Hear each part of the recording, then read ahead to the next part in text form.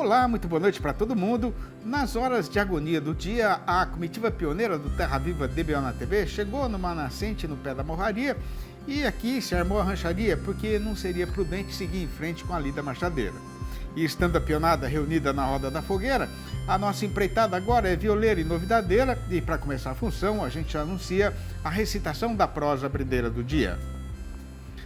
Em época de muda, passarinho não pia, mas também não deixa de estudar a melodia, porque não vai demorar para chegar o dia em que ele vai ter de voltar a cantar, né? No mercado boiadeiro também é do mesmo jeito, e nas horas de baixa é que o pecuarista tem de ter mais informação para não desafinar no mercado. Pois então, agora é hora de fazer o planejamento dos acasalamentos para garantir o melhor rendimento do gado na reprodução e ficar preparado para quando a demanda voltar a aumentar. E para ajudar o amigo pecuarista a dar atendimento para esta precisão, a gente anuncia a apresentação da nossa sessão chamada Raças e Cruzamentos, com o zootecnista Alexandre Zadra.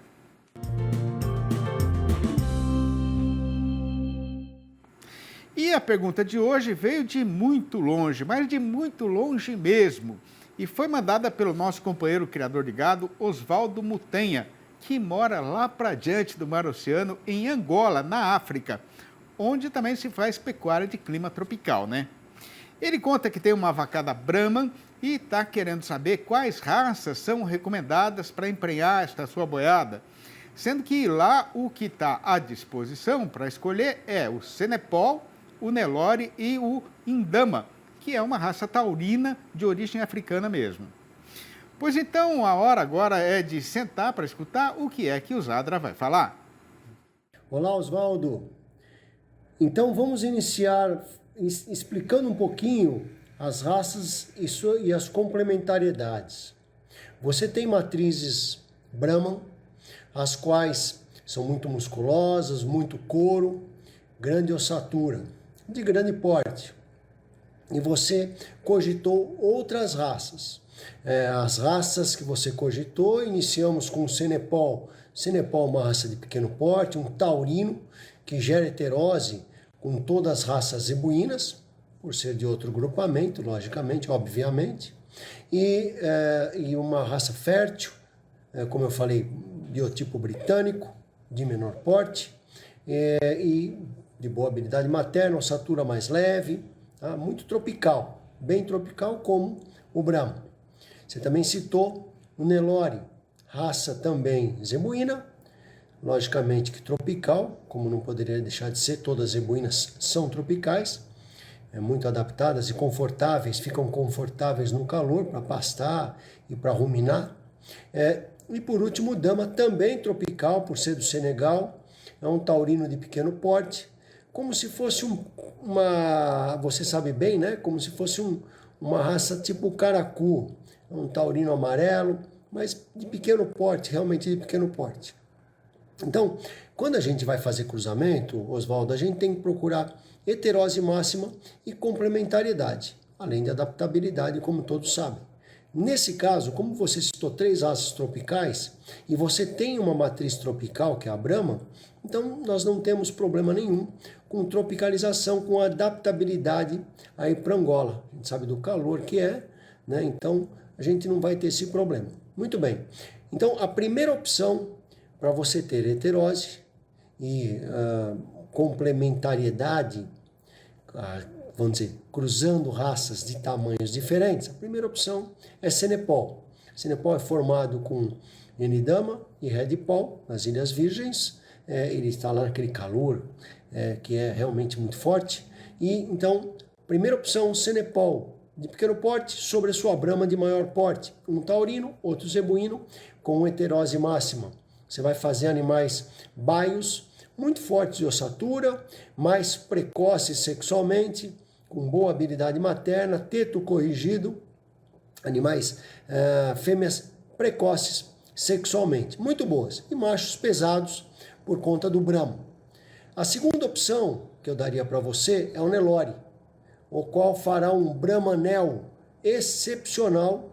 Animais, mesmo sendo cruzamento entre 2 zebuínos, existe uma certa heterose e eles se complementam muito bem.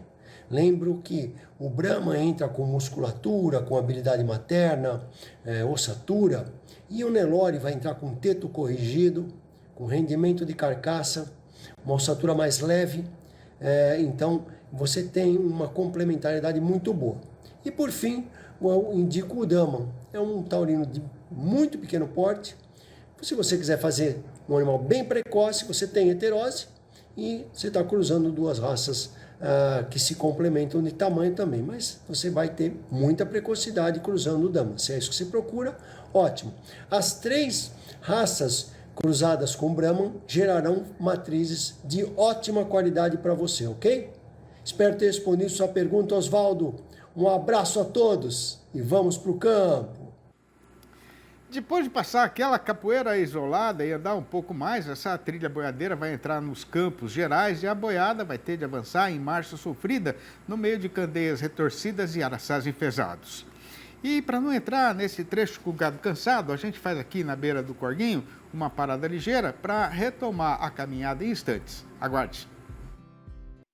Já faz tempo que os companheiros e companheiras pecuaristas brasileiros adquiriram sabedência de que, para continuar ganhando a vida na lida de gado, daqui para frente o vivente vai ter obrigatoriamente de aumentar a produtividade, a lucratividade na sua atividade.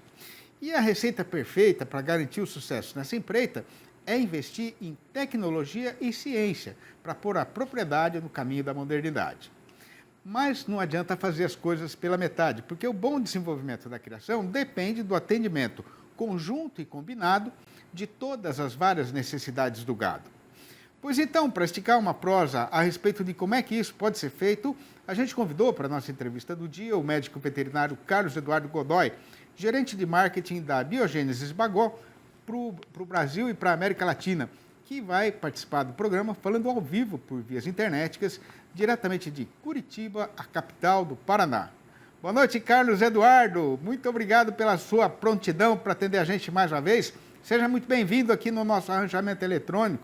Fazia tempo que a gente não proseava, né? Verdade. Boa noite, Sidney. Muito bom estar aqui com vocês de novo aí. Boa noite a todos os amigos aí do DBO na TV. Boa noite.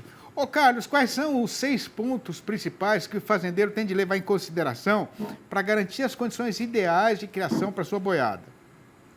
Então, Sidney, a pecuária ela tem o poder de se reinventar aí a cada novo desafio, né, que a gente vem passando e que a gente passa aí ao longo dos anos, das décadas.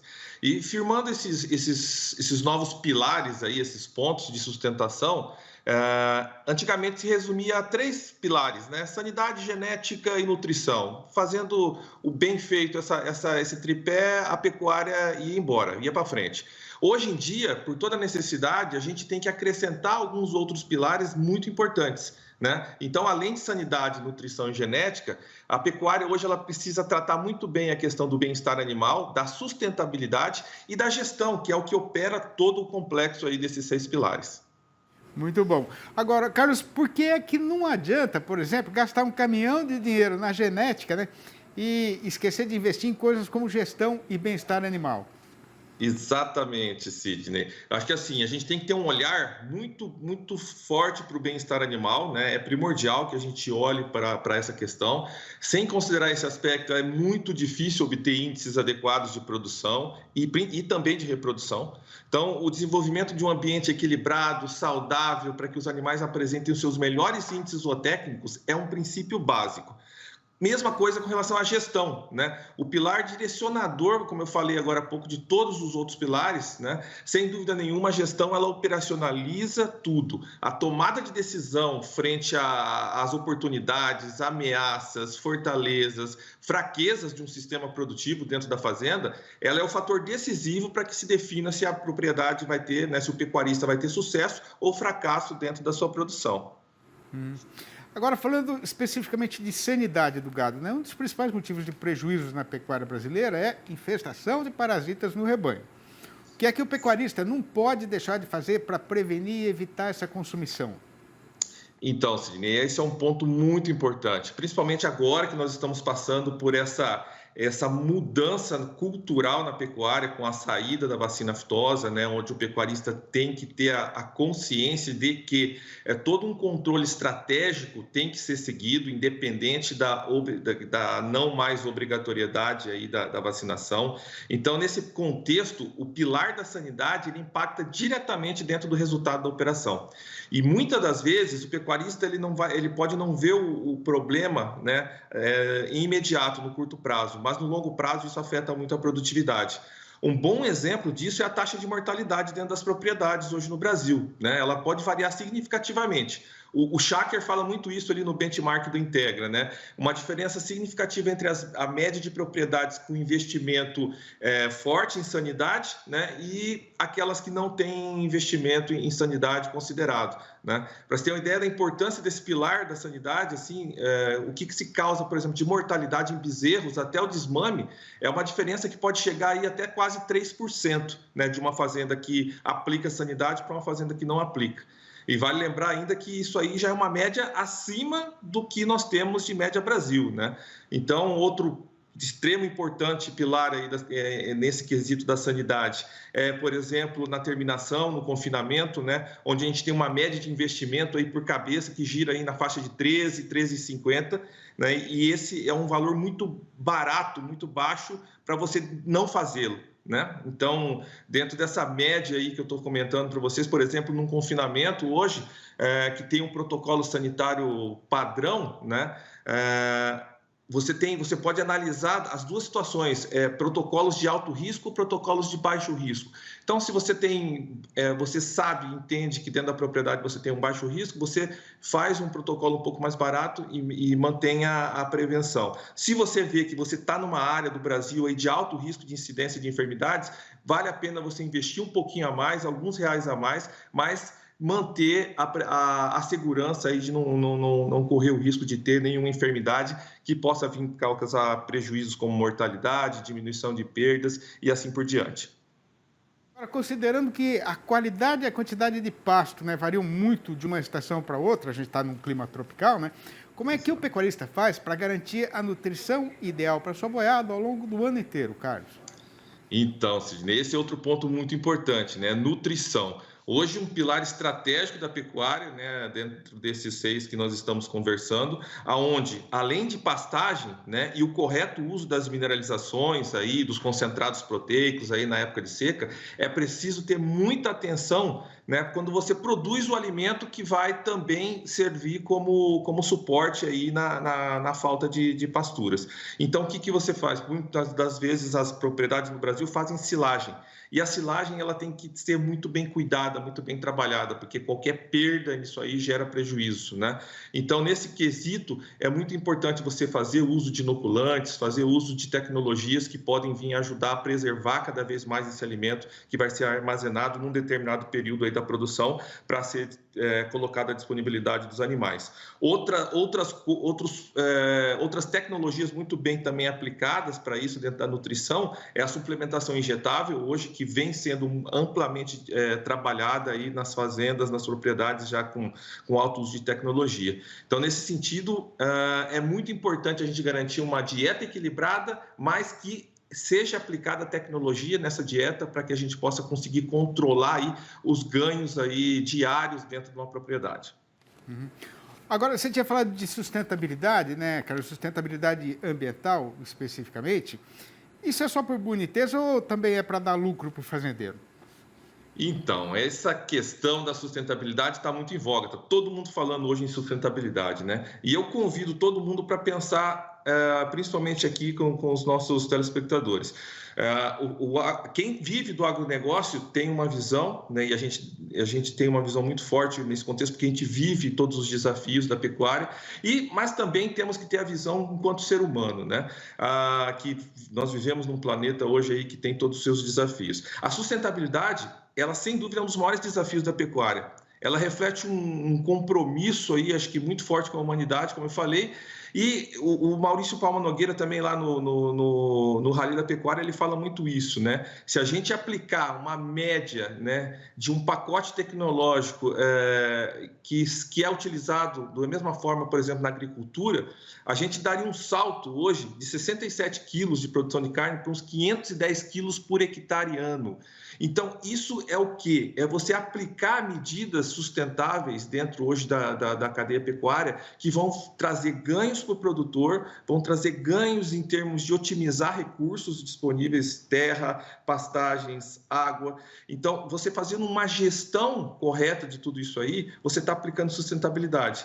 Então, é preciso que a sustentabilidade faça parte da cadeia produtiva como um todo, como um princípio básico, né? Desde a genética, né, a hora que você está ali fazendo o bezerro, até a hora que a carne vai para o consumidor. Então, todos nós possuímos uma responsabilidade muito grande, né, e é preciso que a gente possa agir, né, dentro das práticas sustentáveis, tanto do ponto de vista social, do ponto de vista econômico, como ambiental. Dá para se fazer pecuária de maneira sustentável, sim, né, e o Brasil tem ensinado muito isso. Muito bom. Ô, Carlos, eu tinha feito mais umas 20 perguntas aqui para fazer para você, né? Esse assunto é apaixonante, evidentemente, é o ponto fundamental da atividade pecuária no Brasil, né? É verdade. Mas você sabe que o nosso tempo é apertadinho, já acabou, né? A prosa, quando é boa, passa rápido. A gente volta a falar rapidamente, então, sem muita demora dessa vez. Muito obrigado, viu, Carlos? Um abração para você e manda um abraço para toda a turma boa aí da Biogênesis e até a próxima. Obrigado a você. Um abraço, Sidney. Boa noite. Boa noite. Na beira da estrada, tendo como moldura a alvura da cachoeira, os próprios animais, obedecendo aos seus instintos naturais, convenceram a peonada a fazer aqui mais uma parada ligeira. E quando a nossa marcha estradeira for retomada, o assunto que vai ocupar o tempo dos companheiros de jornada é o caso que foi passado com Boi Gordo, que tem hoje a seguinte manchete chamadeira. Vai ouvindo. O tempo andou, agosto acabou, o calendário virou e já tem trabalhador recebendo o salário do mês.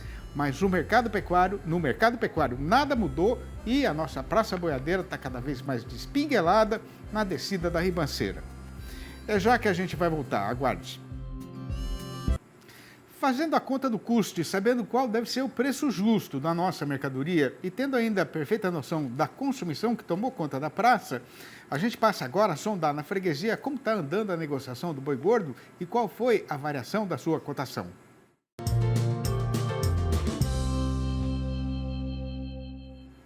Com o tempo voltando para o seu procedimento costumeiro de querer apostar corrida com o cavalo rei dos parelheiros, até que, enfim, o mês chegou ao fim, e ainda bem, né? O caso é que ele foi tão ruim que aqui ninguém mais aguenta rimar agosto com desgosto.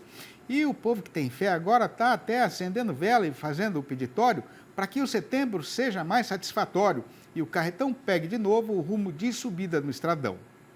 A questão é que, apesar do avançamento do calendário, a lógica do mercado pecuário continua sendo desfeiteada e a nossa praça boiadeira está do mesmo jeito que ela estava, largada na descida da ribanceira. Conforme a da sabedência dos companheiros e companheiras fazendeiros, com as empresas começando a pagar o salário para os seus funcionários, era para estar acontecendo justamente o contrário, né? Mas a inapetência do consumidor brasileiro não melhorou nada e o açougueiro ainda está padecendo de solidão no seu estabelecimento e esperando o reaparecimento da freguesia com a câmara fria abarrotada de mercadoria. Enquanto isso, o comprador de boiada continua correndo o trecho com o facão derriçador de preço na mão, fazendo a relia e dando demonstração de valentia. O resultado foi que, no balanço do dia da Scott Consultoria, foram apuradas mudanças nas cotações em 21 das 32 regiões pesquisadas em todo o Brasil. E o que tem para ser contado é que, em todas estas praças, arroba caiu. Na Bahia, a derriçada foi geral, começando pelo oeste do estado, onde o boi foi derrubado para R$ 195,00 e a vaca para R$ 185,00, a prazo e ainda para descontar o fundo rural. No sul baiano, o macho voltou para R$ 190,00 e a fêmea para R$ 180,00. Em Cuiabá, capital de Mato Grosso, o boi piorou para R$ 180,00 e a vaca para miséria de R$ 160,00. No sudoeste do estado e também na região norte, o macho desceu para R$ 175,00 e a fêmea igualmente para R$ 160,00. No sudeste matogrossense, a vaca já está valendo no máximo R$ 165,00. No sul do Tocantins, o comprador de gado mandou avisar que não vai pagar pelo boi mais do que R$ 180. No norte tocantinense, a fêmea escorregou para R$ 170. Em Goiânia, capital do Goiás, a vaca já não vale mais do que R$ 175. Em Redenção do Pará, o macho desandou para R$ 185. Em Marabá, a foiçada acertou só a fêmea, que foi cortada para R$ 175. Em Paragominas, a vaca se largou para R$ 183. No sudeste da Rondônia, quem vendeu vaca agora pegou só R$ 163. No Acre, o mesmo tipo de mercadoria está custando a porcaria de R$ 160. No Espírito Santo, a fêmea recuou para R$ 180. Em Belo Horizonte, a capital das Minas Gerais, a vaca despencou para R$ 175. Na região norte, o fazendeiro está entregando fêmea pela merreca de R$ 172. No Triângulo Mineiro, a vaca desguaritou e foi parar em R$ 170. No Rio de Janeiro, o tombo foi só do boi, que está sendo falado agora a R$ 195. No noroeste do Paraná, andando de fasto, o boi arredondou de novo os R$ 200. E em Santa Catarina, quem está precisado de dinheiro está sendo obrigado a aceitar pelo macho R$ 240. Caindo em cascata, o ribeirão arrebata o choro da mata e vem descendo ribanceiras e formando corredeiras que vão lavando o chão do sertão e levando na correnteza para outras naturezas tristezas muito sentidas, saudades nunca esquecidas, lágrimas e mágoas misturadas com suas águas. E lá perto do fim da jornada, o mar oceano tudo estará esperando, de braços abertos, para oferecer, tirada das infinidades das suas profundezas, consolação para toda a consumição da nossa pobre humanidade. Este e outros poeminhas que falam da nossa verdadeira cultura sertaneja, que é a base da formação da sociedade brasileira e da qual a gente tem orgulho de fazer parte e preservar, estão publicados nos 4 livros da minha série Versinhos de Caipira, que estão rodando o chão do sertão, levando poesia, diversão, saudade, recordação e alegria para os companheiros e companheiras, boiadeiros ou não, do país inteiro. Se o amigo e a amiga também têm esse gosto e quiserem saber como fazer para adquirir um exemplar ou logo a coleção inteira, podem ligar diretamente para mim no telefone 11 98224 1807. Eu vou repetir, 11 98224 1807. Ou mandar um e-mail para sidneymasco@uol.com.br ou ainda procurar meu nome lá no Facebook para a gente prosear interneticamente. E estando a comitiva de partida lá para os fundos do sertão, para o fechamento da função, só falta fazer a despedida e pôr a boiada de novo no estradão. Mas antes da retirada, já fica prometida a volta do Terra Viva DBO na TV para amanhã, às 6h30 da manhã e às 7h25 da noite. Um abraço para todo mundo e até lá então.